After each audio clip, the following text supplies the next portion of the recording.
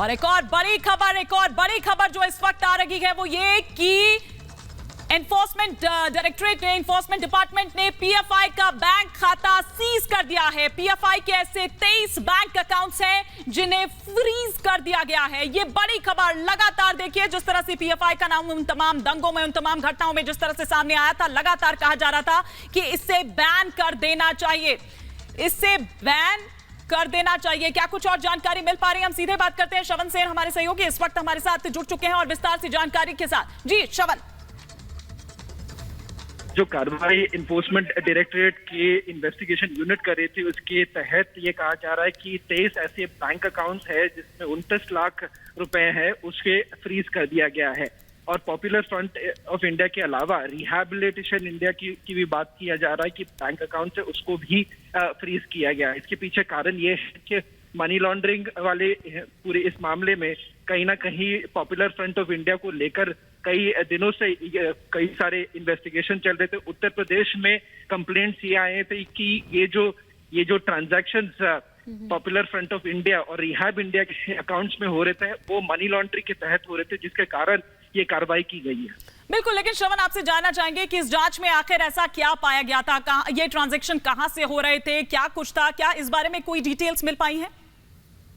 देखिए, इस वक्त जो जानकारी हमारे पास है, जो डिटेल्स इन्वेस्टिगेशन के बारे में हमारे पास पहुंची है, वो ये है कि कई सारे देशों से, मिडिल ईस्ट से लेकर कई सारे ऐसे देशों हैं जहां से ये पॉपुलर फ्रंट ऑफ इंडिया और रिहैब इंडिया को पैसे मिल रहे थे।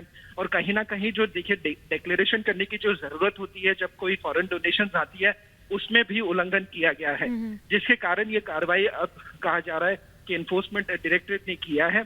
इसके तहत में ऐसे 23 ऐसे बैंक अकाउंट्स है जिसे फ्रीज किया गया और उसमें करीबन 29 लाख रुपए हैं जिसे फ्रीज किया गया है।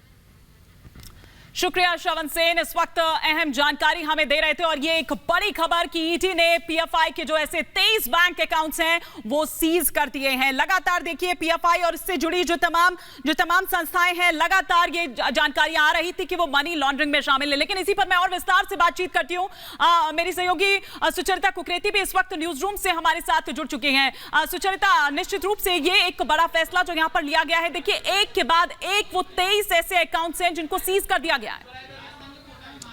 बिल्कुल हिमानी, और ये बताना जरूरी है कि पीएफआई के जो 23 बैंक अकाउंट जैसा आपने कहा उन्हें फ्रीज किया गया है। 59 लाख की राशि इसमें बताया जा रहा है, लेकिन बड़ी बात ये नहीं है कि उसमें राशि कितनी, अकाउंट्स कितने हैं। पीएफआई के बैंक अकाउंट्स फ्रीज करना इसलिए जरूरी है क्योंकि लगातार ये आवाज उठती रही है कि पीएफआई जो है वो अपनी बयानबाजी के जरिए और अपने काम के जरिए किस तरह से एक विशेष वर्ग को भड़काने की कोशिश कर रहा है, और इसी को लेकर लगातार आवाजें मुखर रही हैं। हम जानते हैं कि किस तरह से पीएफआई जो कि ये कहता आया है कि वो समाज के एक तबके के लिए काम कर रहा है और अल्पसंख्यकों की आवाज उठा रहा है, लेकिन किस तरह से पिछले कुछ समय में ऐसे सबूत मिले, चाहे वो दिल्ली के दंगों का मामला हो या फिर इस पूरे मामले में पीएफआई का जो रोल है वो हमेशा से संदेहास्पद रहा है। जो दिल्ली में सीएए एनआरसी को लेकर विरोध प्रदर्शन हुआ और कैसे लोगों को बुलाकर 100 दिनों तक एक पूरा प्रदर्शन दिल्ली में देखा गया। पीएफआई पर सवाल लगातार उठते रहे हैं, दिल्ली हो, केरल हो, जो गतिविधियां रही हैं, और इसीलिए एसेट्स को फ्रीज करना, बैंक अकाउंट फ्रीज करना, ये एक बड़ी पहल इसलिए है मानी क्योंकि अब ये माना जा रहा है कि धीरे धीरे धरपकड़ हो रही है और उन तमाम संगठनों पर ये धरपकड़ होगी हिमानी जो एक तरह से एक धर्म विशेष को भड़काने का काम कर रहे हैं, उकसावे की कार्रवाई कर रहे हैं। और उसी पर सोचिए, इसे एक कदम मानिए हिमानी, क्योंकि बैंक अकाउंट फ्रीज करना यानी कि जो गतिविधियां हैं उन पर एक तरह से लगाम लगाना, क्योंकि ये पैसा इन अकाउंट से किस तरह से इस्तेमाल हो रहा है, किस दिशा में उसका इस्तेमाल हो रहा है, ये संदेहास्पद है, इस पर एक क्वेश्चन मार्क है। और इसीलिए इन अकाउंट्स को फ्रीज किया गया है, 23 अकाउंट्स, और इसीलिए क्योंकि यहाँ से पैसा कहाँ जा रहा है, किन गतिविधियों में इस्तेमाल हो रहा है, उसको लेकर लगातार एक सवालिया निशान है पीएफआई के खातों को लेकर। अब इसी को लेकर अब ये सवाल उठ रहे हैं कि अगला कदम क्या होगा, क्योंकि 23 अकाउंट्स फ्रीज कर दिए गए हैं। अब इसके बाद अगला कदम क्या होगा, समय समय पर आप देखती हैं कि कैसे सवाल पीएफआई की गतिविधियों पर उठते रहे मानी। निश्चित रूप से, और इसी अगले कदम को लेकर हम यहां जानकारी चाह रहे थे, तो हमारी सहयोगी सुचरिता कुकरेती इस बाबत जानकारी दे रही थी। फिलहाल शुक्रिया करूंगी, लेकिन